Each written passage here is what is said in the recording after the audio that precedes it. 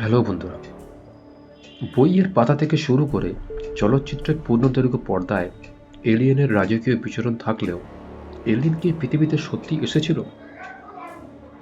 দৈহিক গড়ন থেকে আচার-আচরণ, এমনকি এলিয়েনদের আবেগগুলো যেখানে অস্বাভাবিকতার উপকূল অনেক পেছনে ফেলে এসেছে, তবু এই ২১ শতকে এসে তাদের অস্তিত্বের গল্পটি অবাস্তব নয়।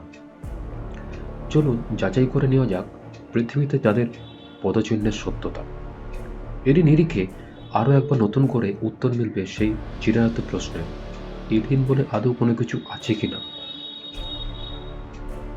পৃথিবীর চিরচেনা পরিবেশের আওতা খাদ্য শৃঙ্খলের বাইরে সম্পূর্ণ ভিন্ন এক প্রাণী বোঝানো হয় এলিয়েনকে। এর পরিসরটি আণুবীক্ষণিক ব্যাকটেরিয়া থেকে শুরু করে বুদ্ধিমান প্রাণী পর্যন্ত বিস্তৃত। এমন চিন্তার খোরাকের উদ্ভব ঘটেছিল বৈজ্ঞানিক কল্পকাহিনীগুলো থেকে।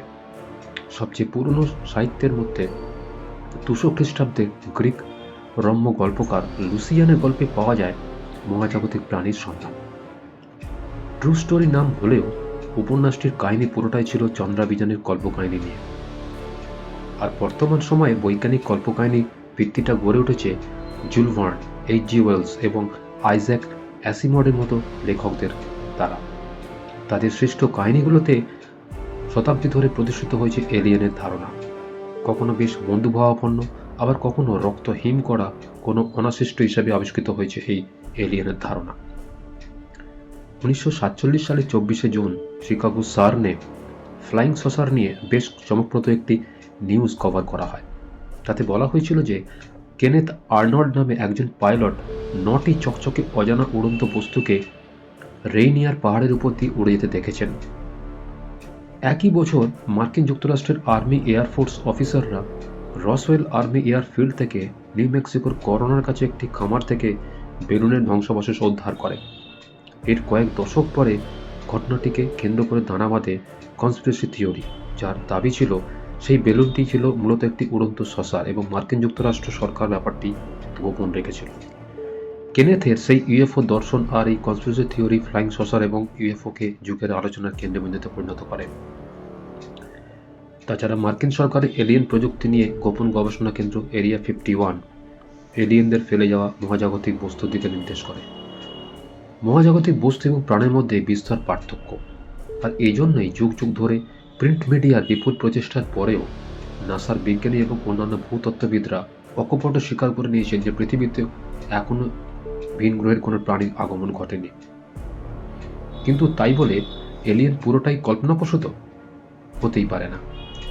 টাইম এবং স্পেসের নিত্যতা যাচাই করে সম্ভাব্যতার বিজ্ঞানের দাবি, হ্যাঁ, এলিয়েন বলে কিছু আছে।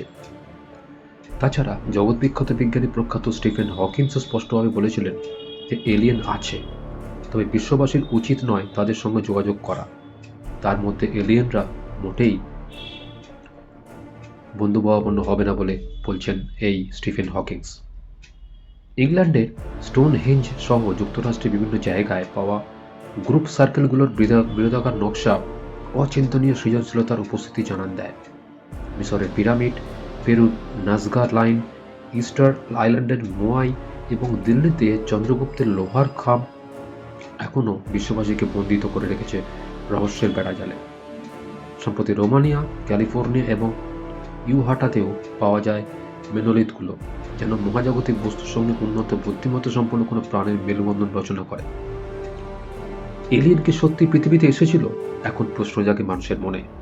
এই প্রশ্ন যদি যুক্তি তর্কের বদলে ভয়টাই বড় হয়ে যায়, তবে উন্নত বুদ্ধিমত্তার বিষয়টিকে অগ্রাধিকার দেওয়া হয়ে থাকে।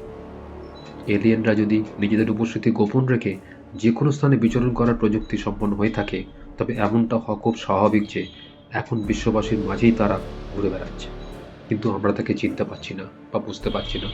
হয়তো আগামী দিনে তাদের আমরা চিনতে পারবো, বুঝতে পারবো। তখন কি হবে সেটা এখন থেকে বলা যাচ্ছে না।